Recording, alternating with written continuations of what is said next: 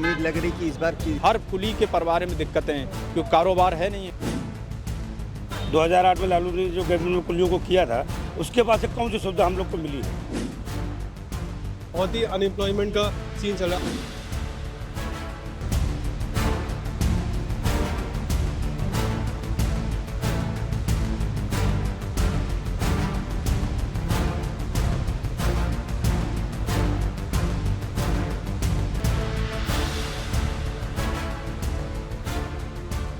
एक फरवरी को केंद्र सरकार में सीता निर्मला रमन आप बजट पेश करने जा रही हैं, जिसको लेकर व्यापारी वर्ग में भी उम्मीदें हैं।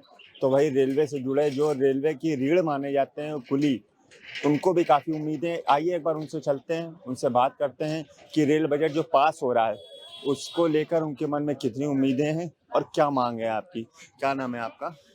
हमारा नाम अलीमुद्दीन है।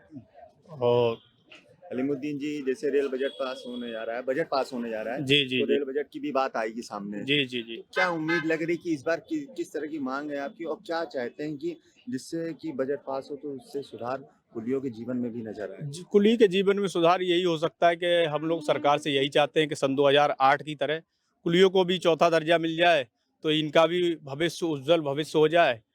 हमारे सभी भाइयों भारतवर्ष के जितने कुली हैं, और इनको भी इनके अभी ये भी अपने बच्चों को अच्छी से अच्छी शिक्षा दे सकें और अच्छा से अच्छा अपना परिवार चला सकें। जो अभी जो कनिष्ठ परेशानियां आ रही हैं हमारे परिवार चलाने में, हर भाई को कभी 100 मिल गया, कभी 200 मिल गया, कभी कुछ नहीं मिला, तो इसकी वजह से बहुत सी दिक्कतें परिवार में हैं। हर कुली के परिवार में दिक्कतें हैं क्योंकि कारोबार है नहीं है। कारोबार ट्रॉली की वजह से ख़त्म हो गया, ई रिक्शे चल गए और भी तमाम सुविधाएं रेल ने दे दी हैं, एसीलेटर हैं, लिफ्ट हैं। इसकी वजह से हर यात्री जो है खींच के चल देता है और इनका इस्तेमाल हो रहा है, तो उसकी वजह से कुली को 20% मजबूरी पे करता है पैसेंजर और सारी चीज़ें। और कुली के विषय में रेल बजट में हर बार यही आशा रखते हैं हम लोग कि कुछ ना कुछ मिलेगा, तो 9 साल से तो ऐसे ही निकल गया। अब इस बजट से आशा करते हैं कि कुछ ना कुछ हम लोगों के लिए मिल जाए। नहीं, सरकार तो ये कह रही है कि हम हमेशा जो गरीब लोग हैं उनके साथ हैं और उनके लिए हमेशा उचित कदम उठा रही है। हम लोगों के लिए तो अभी तो कोई उचित कदम नहीं उठाया है सरकार ने। 9 साल में हमारे कुली समाज के लिए कोई कदम उठाया हो, एक भी कदम नहीं उठाया अभी तक सरकार की तरफ से, कोई भी किसी भी तरह का। ये हमारे भाई हैं, इनको हार्ट की दिक्कत आ गई थी तो इन्होंने प्राइवेट इलाज कराया। अगर इनके पास रेल की सुविधा होती तो रेल से इलाज ना होता। इतनी दिक्कतें आई इनको। तो ऐसे ही तमाम हमारे भाई हैं जिनको बीमारी हैं और बच्चों को भी तकलीफ है, तो उनकी वजह से अगर सरकार सुविधा दे रही होती कोई, तो हम लोगों को प्राइवेट में जाने की जरूरत क्या पड़ती। नहीं, रेलवे का तो विभाग का अस्पताल नहीं, बना हुआ वो भी बंद कर दिया है। चिकित्सा जो मिलती थी हम लोगों को कुलियों को, वो भी मेडिकल बंद कर दिया है ये सरकार ने। तो अब बताइए, जो हम लोगों को एक जमाने से चिकित्सा सुविधा मिल रही थी कुली को, वो भी बंद कर दी गई है।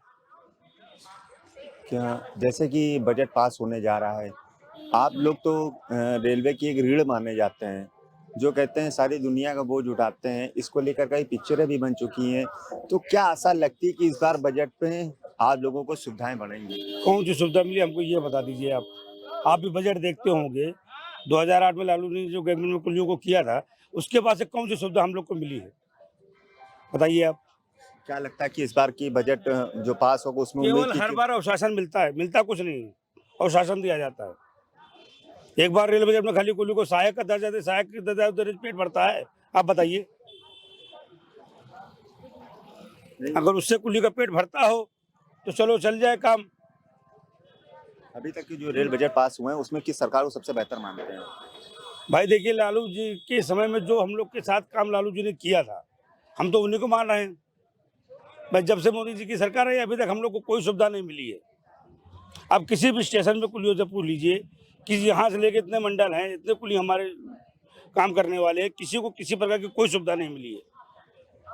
चलिए, बहुत बहुत धन्यवाद। आइए, और भी हमारे साथ एक कुली भाई खड़े हैं, एक बार उनसे भी पूछने देते हैं। क्या इस बार रेल बजट पास हो रहा है, क्या उम्मीद है और परिवार का भरण पोषण किस तरह से आप लोग का चल रहा है? भरण पोषण तो एकदम नहीं चल पा रहा। 6 महीने हो गए, 6 महीने से बिटिया का फीस नहीं जमा है। अब बताइए कैसे हम खाना खुराक ही नहीं कर पा रहे हैं। कई दिन तो आदमी चूल्हा जला के इसे ठंडा पड़ जाता है। नहीं, पहिया टैक्सी लग गई है। ट्रेनें तो फिलहाल बढ़ा दी गई हैं, वंदे भारत जैसी ट्रेनें हाँ, चल रही हैं। ट्रेनें बढ़ा दी गई हैं, लेकिन आजकल आदमी लेकर जाने में पहले शर्माता था। अब बिल्कुल नहीं शर्मा रहा है, क्योंकि पहिया अटैची लगी, 5 साल का बच्चा 50 किलो की अटैची खींच के ले आता है। पापा यही पैसे गाड़ी में हमको खिलाना, कुली क्यों दे रहे? कोई कुली नहीं कर रहा, ना कुली खली है। हम लोग कल ही इंक्वायरी बन के रह गए, क्यों गाड़ी कहाँ आएगी, ये गाड़ी किस नंबर पे आएगी, सबको जगह बताओ, सीट बताओ, भाई इंक्वायरी बन के रह गए। इंक्वायरी बनने से कोई पैसा मिलता है हमें? नहीं, रेल बजट जैसा पास होने जा रहा है तो काफी उम्मीद लोग जगाए बैठे हैं। तो क्या लगता है कि अब की यार कुलियों की भी आवाज केंद्र सरकार में बजट के साथ देखिए, हम लोग को सब ऑल इंडिया कुली हम लोगों ने लेटर वेटर दिया है, सबने अपने अपने दुख लिख के भेजे हैं। आपके आश्वासन दिया है कि अब की आप लोग को कुछ मिलेगा, तो हम लोग उम्मीद पे हैं कि अब की मोदी सरकार की नज़र हम लोगों पे पड़ेगी। ऐसी बात नहीं, गरीबों का साथ, गरीबों का विकास है। हम लोग भी गरीब आदमी हैं, उनकी नहर में कभी ना कभी चढ़ेंगे, लेकिन अब की मिलना चाहिए, उम्मीद तो यही है। ऐसा रेलवे में बजट पास होने जा रहा है, रेलवे का भी भाई भाग आई है, तो इसमें किस तरह का सुधार होना चाहिए? क्या लगता है कि अब की बार सुधार यही होना चाहिए, जैसे सब रेलवे में सफाई बहुत हो गई है, इस चीज़ के लिए सोचा गया है। वैसे हम कुलियों के बारे में सोच लिया है ताकि हम लोग को भी ज़िंदगी में सफाई हो जाए। हमारे बच्चे हैं सुख से, अब 2 बच्चे अगर हैं तो एक को पढ़ाने की सोचो, वो भी बड़ी मुश्किल से। पता चले कि 1 महीने की फीस जमा तो 2 महीना नहीं जमा, बड़ी दिक्कतें आ जाती। काफ़ी दिक्कतों का सामना करना पड़ रहा है इससे हम लोग को। नहीं, रेलवे की तरफ से तो ट्रेनों का लोड बढ़ गया है। ट्रेनें काफी लंबी दूरी की और भी बढ़ा दी गई, तो यात्री तो कानपुर से बराबर चढ़ते होंगे, तो किस तरह से क्या ये ट्रेन वंदे भारत बढ़ी है, काफ़ी ट्रेनें बढ़ी, पर इसमें ऑटोमेटिक डोर होने की वजह से पैसेंजर कहता है क्या जब हमको गाड़ी में खुद ही सामान रखना पड़ेगा, तो इसलिए हमें कोई ज़रूरत ही नहीं ना। चढ़ा तो हम भी लेंगे, क्योंकि हमको जाना, हम चढ़ा लेंगे। वंदे भारत चलने से हम लोग को कोई बेनिफिट नहीं है। हाँ, ये है कि जो पैसेंजर कोई आता है शौकियन कुली कर लेता है कि यार तुम बैठो, चलो यार 150 तुमको हम दे देंगे, उससे होता है, उससे गुजारा थोड़ी चल रहा है। एक को मिल जाएगा, बाकी 11 सुबह से 9 बजे से आए, अभी तक हमारी भवनी नहीं भई है। रेलवे में क्या चाहते हैं, किस तरह का सुधार होना चाहिए अब? इस रेलवे में यही सुधार होना चाहिए, जैसे कि 2008 में हम लोगों को मिल गया था, वैसे अगर माननीय सीतारमण जी अगर हम लोग को दे दें तो बहुत ही अच्छी होगी। कि उनका लास्ट वजन है, वो माता रानी चाहे तो उनके दिमाग में सद्बुद्धि ने अब की हम लोगों के साथ कोई जुमलेबाजी ना हो। कि कहावत है कि सबका साथ सबका विकास, हमें लग रहा है सबका साथ और गरीबों का विनाश हो रहा है, केवल कोई विकास नहीं हो रहा है। अतः हम चाहेंगे कि इस बजट में हम कुलियों का कोई उद्धार हो। क्या आप लोगों को लगता है कि कि जो ट्रालियां हैं वो मिलनी चाहिए, जो सामान को ढोने में काम आए? नहीं, इससे कुछ काम नहीं चलेगा टाली वालियों से।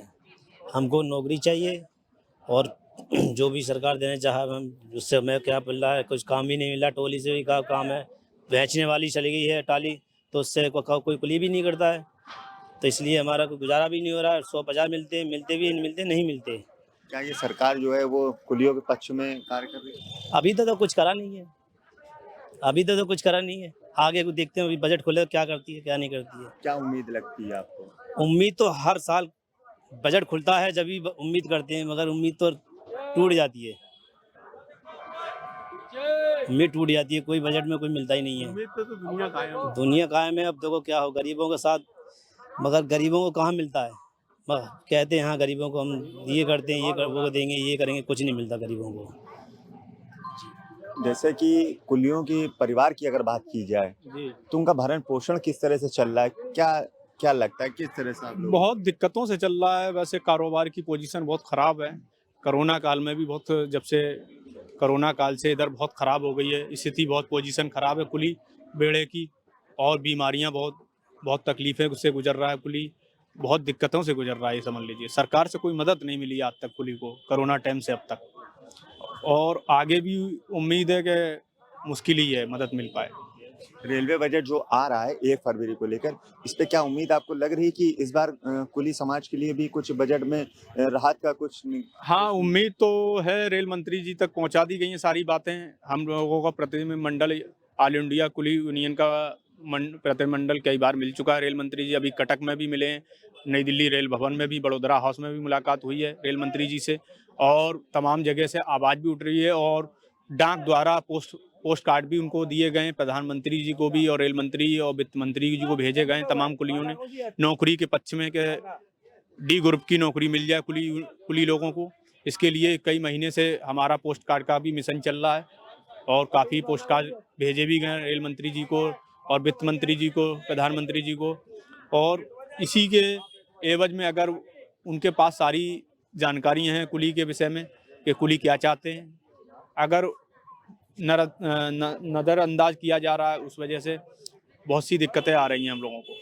अभी तक की अगर बात की जाए जो सरकारें रही हैं और जो वर्तमान सरकार है, इसमें जो सबसे अगर कोई रेल मंत्री जो सहायक रहा है, जिसने कुलियों की अगर बात करी है, कुलियों के आवाज़ को ऊपर तक उठाया, उनकी समस्याओं को समझा है, वो अभी तक कौन से नेता रहे हैं आपके नज़र में? वो दो ही नेता रहे हैं, या तो रामविलास पासवान जी रहे हैं, उन्होंने बहुत कुलियों को वर्दी देने का उन्हीं का हम लोगों का अहम योगदान है, और लालू जी रहे हैं उसके बाद। ये दो रेल मंत्री बहुत अच्छे रहे कुली समाज के लिए, और कुली से जुड़े रहे हैं ये लोग, पासवान जी और हाँ, और लालू जी ने तो हम लोगों के लिए एक उम्मीद नहीं थी, वो जो उम्मीद की किरणें देखते थे हम लोग, वो उम्मीद को तोड़ के भी आगे उम्मीद दिखाई उन्होंने, लालू जी ने। और लालू जी ने ये भी कहा था, उसके बाद भी कुली प्रतिनिधिमंडल हमारा मिला तो कहा कि अगर हमारी सरकार दोबारा आती है तो जितने कुली बचे हुए हैं सबको हम नौकरी दे देंगे। उसके बाद लालू जी आए नहीं, सरकार आई नहीं, और उनको रेल मंत्रालय मिला नहीं UPA 2 में, और राहुल गांधी तक ये बातें पहुंच नहीं पाई।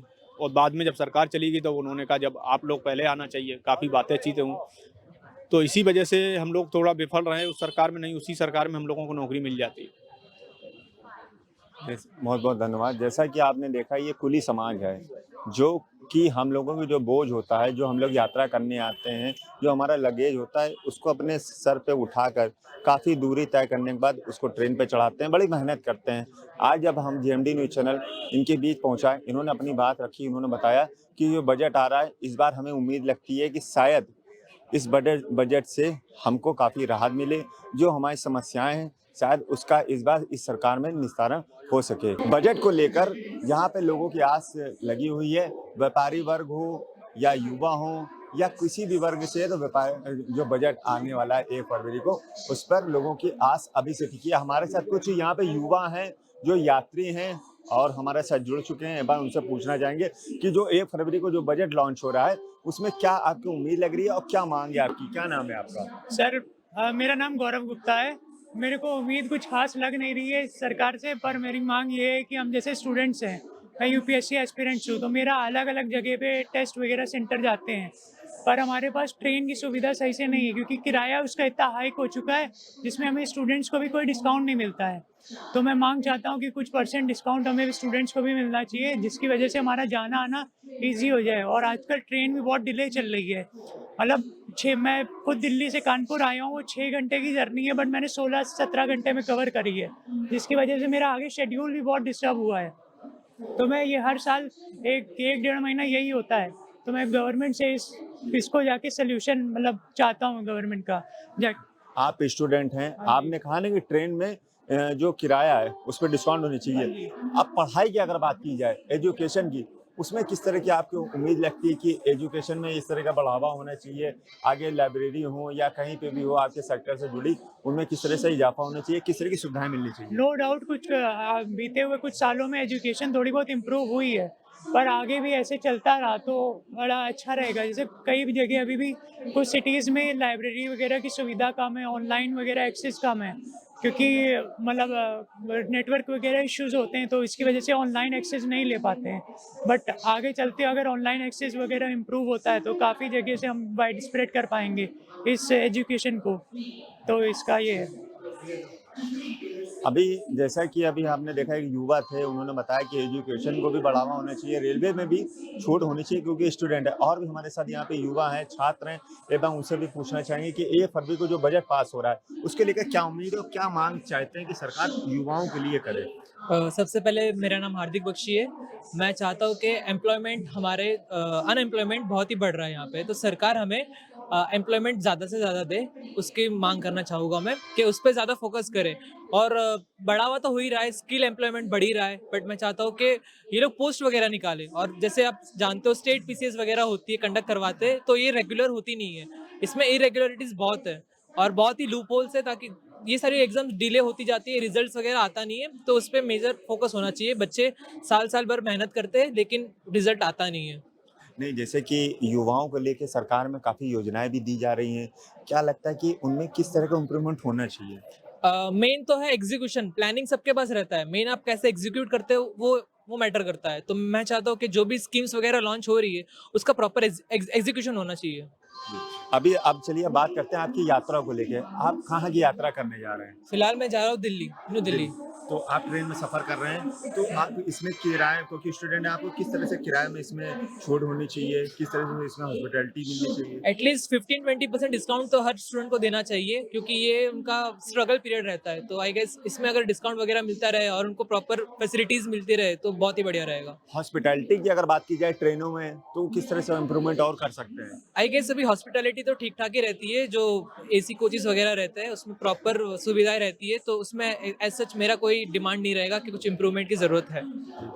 मेरी एक डिमांड है कि जैसे कई ट्रेन्स में अटेंडेंट नहीं रहते हैं और कई लोग जो पैसेंजर सफ़र करते हैं उनको ऑनलाइन कंप्लेन करना, रिपोर्ट करना नहीं आता है। तो वॉशरूम्स वगैरह अगर गंदे होते हैं या गंदगी होती है तो वो उन्हें पता नहीं कि आगे क्या कर पाएंगे। तो एक ऐसा टोल फ्री नंबर टाइप का देना चाहिए जिसमें वो फ़ोन करके अपनी कंप्लेन रजिस्टर कर पाएँ और वो मतलब तुरंत अटेंड हो जाए। और अटेंडेंट रहने चाहिए पर्टिकुलरली 2-3 कोचेज़ में एक बार, जो रेगुलर बेसिस पे चेक करते रहें कि किसी को कोई इशू तो नहीं है, या किसी को मतलब कोई इशू हो तो वो इस अटेंडेंट के पास जाके रिपोर्ट कर पाए।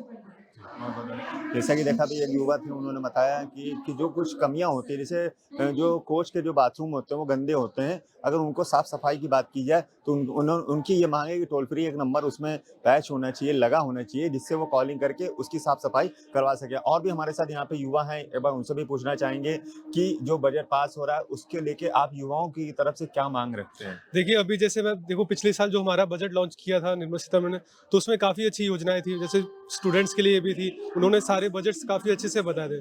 तो इस बार मैं ये चाहूँगा कि जो हमारा बजट है इसमें हमारे यूथ के लिए, जो हम जैसे युवा हैं, इनके लिए थोड़ी सी ज़्यादा एम्प्लॉयमेंट जनरेट, क्योंकि अभी बहुत ही अनएम्प्लॉयमेंट का सीन चल रहा है। अभी आपने देखा होगा कि इन्फोसिस के भी काफ़ी एम्प्लॉयज़ थे जिनको वहाँ से निकाल दिया गया है।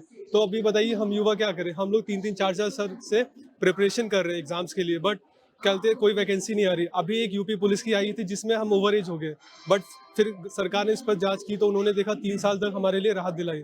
तो मैं बजट से यही चाहता हूँ कि देखिए, रेलवे तो काफ़ी सुधार हो गया है। अभी मैंने काफ़ी देखा कि आज से 10 साल पहले जो रेलवे की हालत थी उससे काफ़ी ज़्यादा सुधार हो गया है। और बाकी जिम्मेदारी हमारी भी होती है, जैसे हम इन्होंने बताया कि ये वॉशरूम में दिक्कत होती है, ऐसे दिक्कत, तो ये सब हमारी वजह से होती है। अगर हम अपनी जिम्मेदारी सही से करेंगे तो कभी हमें ऐसे कोई दिक्कत नहीं होने वाली है। तो मैं तो यही चाहता हूँ कि बजट तो अभी जैसे 1 फरवरी को लॉन्च होने वाला है, तो इसमें हमारे युवाओं के लिए काफ़ी अच्छी योजनाएं आनी चाहिए जिन पर सरकार अमल भी करे। और बाकी मुझे अभी तो इसके बारे में कुछ नहीं कहना, बस थैंक यू सो मच। चलिए, बहुत बहुत बढ़िया। जैसे कि आपने देखा कि अभी युवा थे हमारे साथ, जिन्होंने बताया कि जो हॉस्पिटैलिटी होती है ट्रेनों में वो तो अच्छी अटेंडेंस रहते हैं, लेकिन कभी कदार अगर जो वॉशरूम जो होते हैं वो गंदे होते हैं, तो उनके लिए एक टोल फ्री नंबर जारी होना चाहिए, जिससे कि अगर कोई यात्री है, अगर वो वॉशरूम इस्तेमाल कर रहा है तो अगर उसको गंदा लगता है तो उस टोल फ्री नंबर पर कॉलिंग करके उस पर साफ सफाई की भी सूचना दे सकता है। आइए, एक बार रही बात अहम मुद्दा रेलवे, जब बजट पास हो रहा है तो रेल बजट की भी बात होगी, तो उसमें सीनियर सिटीजन को लेकर किस तरह से सुविधाएं होनी चाहिए। आइए, एक बार हमारे साथ कुछ सामने यहाँ पे बुजुर्ग बैठे हैं, सीनियर हैं, एक बार उनसे भी पूछ लेते हैं कि रेल बजट पास होने जा रहा है 1 फरवरी को, क्या मांग करते हैं? आप सीनियर सिटीजन में आते हैं तो किस तरह से आपकी मांग रहेगी? क्या नाम है आपका? हमारा नाम दया शंकर दुबे है। अब सीनियर सिटीजन होने के नाते मैं फाइनेंस मिनिस्टर से ये कहना चाहूँगा कि जो सीनियर सिटीजन के पेंशन है उसको टैक्स रिजाइम से बाहर रखा जाए। सर, अभी जैसे कि आपने टैक्स की बात करी है, अभी हम बात कर रहे हैं कि ट्रेनों में जो सीनियर सिटीजन को जो छूट मिला करती थी, वो भी, उसको लेकर क्या है आपका कहना है? ये सरकार ने सीनियर सिटीजन के साथ बड़ा दुर्व्यवहार किया है। कोरोना के समय तो ये बात समझ में आ रही थी कि चलिए वो एक मेडिकल इमरजेंसी है, लेकिन अब इस समय जब कोरोना ख़त्म हो गया और देश में कोई ऐसी फाइनेंशियल क्राइसिस नहीं है, फिर भी यदि ये सीनियर सिटीजन का छूट बरकरार नहीं, वापस नहीं लाया गया, तो सीनियर सिटीजन इससे बहुत दुखी होंगे और अपने मन के हिसाब से आने वाले समय में जो इलेक्शन आने वाला है वो उसमें सरकार के विरोध में अपने मतों का प्रयोग भी कर सकते हैं। सर अभी जैसे कि बजट पास हो रहा है तो उसमें ट्रेनों के साथ साथ और भी सुविधाओं की जो बात होती है, जैसे आपके दैनिक दिनचर्या की बात की जाए तो खाना भी होता है, कपड़ा भी होता है और भी चीजें होती है, उनको लेकर सीनियर किस तरह से मांग रखना चाहेगा सरकार के प्रति? अब सरकार का है क्या कि सरकार के जो आंकड़े हैं उनको तो सरकार मैनिपुलेट कर लेती है। जो महंगाई बढ़ती है, ज़मीन पे 20% महंगाई बढ़ रही है, तो सरकार पता लगा कि उसको 10% से नीचे ही दिखाने की कोशिश करती है, ये कहते हुए कि हमारी सरकार में सिंगल डिजिट से आगे महंगाई बढ़ नहीं रही है। जबकि महंगाई ज़मीनी स्तर पर सब्जियों के देखिए, दाल के देखिए, तेलों के देखिए, तो चीनी का देखिए, तो पिछले 1 साल से और आज की तुलना करिए तो महंगाई 20% बढ़ गई, जबकि सरकार उनको पूरा दिखा के 10% में ही मैनेज कर रही है। तो महंगाई की हकीकत कुछ और है ज़मीनी स्तर पर। इन सब चीज़ों को सरकार या तो कंट्रोल करे तो अच्छे से उसका भाव निर्धारित करे, और जो निर्धारित करेगी वो भी खाली अपने कोटे में जो जिनको राशन मिलता है उन्हीं के लिए निर्धारण कर सकती है। बाजार पे तो सरकार का कोई कंट्रोल ही नहीं। सर आपसे एक हमारा आखिरी सवाल, क्या आप सीनियर हैं? सीनियर के साथ साथ आप युवाओं की अगर बात की जाए तो युवाओं के लिए कि सरकार से आप क्या मांग रखना चाहेंगे? युवाओं को किस तरह से आगे बढ़ावा दिया जाए? देखिए, युवाओं की सबसे बड़ी समस्या बेरोजगारी की है, और बेरोजगारी इस समय देश में चरम पर है। कहने के लिए यदि सही आंकड़ा जुटाया जाए तो करीब 55 करोड़ के लोग बेरोजगार हैं इस समय इस देश में। होना तो ये चाहिए था कि बेरोजगार पढ़े लिखे भी हैं, युवा भी हैं, इनको देश की कमान अपने हाथ में लेनी चाहिए। और देश की कमान हाथ में लेनी चाहिए मतलब इनको अपने हिसाब से एक राजनीतिक दल के रूप में उभर के आना चाहिए। और देश की, क्योंकि सरकार के पास कोई रोजगार मंत्रालय है लेकिन कोई बेरोजगारों के लिए कोई मंत्रालय नहीं है कि कितने बेरोजगार हैं, किनको कौन सी नौकरी दी जाए, कैसे दी जाए, चाहे प्राइवेट सेक्टर में नौकरी दी जाए या सरकारी विभागों में नौकरी दी जाए, इसका कोई हिसाब किताब सरकार के पास नहीं है। आंकड़े सरकार के पास बेरोजगारी के 2010 और 11 के हैं, उसको लेके 2024 में उन्हीं आंकड़ों से सरकार चल रही है। और मेरे हिसाब से तो बेरोजगारों के लिए सब देश की सबसे बड़ी समस्या बेरोजगारी और भ्रष्टाचार ही है, और जिसपे सरकार का कोई अंकुश नहीं रहा। सब अच्छी तरह से सब कमा रहे हैं, सब फूल फल रहे हैं, और दिन प्रतिदिन बेरोजगार बढ़ रहे हैं। धन्यवाद। बहुत बहुत धन्यवाद। जैसा कि देखा कि हमारे साथ यहाँ पे सीनियर भी जुड़ गए थे, उन्होंने बताया कि सरकार जो है वो कार्य तो अच्छे कर रही है, लेकिन आज के समय में उन्हें सीनियर सिटीजन की आवाज़ को भी समझना चाहिए, उनकी जो समस्याएं हैं उनको भी मतलब अच्छे ढंग से उसका निस्तारण करना चाहिए। साथ ही जो युवा वर्ग है उनके रोजगार को भी लेकर एक ऐसा ठोस कदम उठाना चाहिए कि जो युवा बेरोजगार हैं उनको अच्छे तरीके से रोजगार मिल सके, जो भारत की उन्नति के कार्य में आगे अग्रसर दिखाई नजर आए। कैमरामैन आदित्य के साथ हिमांशु तिवारी, GMD न्यूज, कानपुर।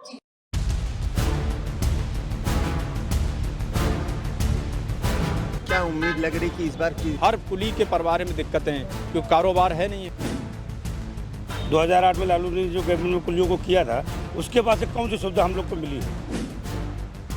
बहुत ही अनएम्प्लॉयमेंट का सीन चल रहा है।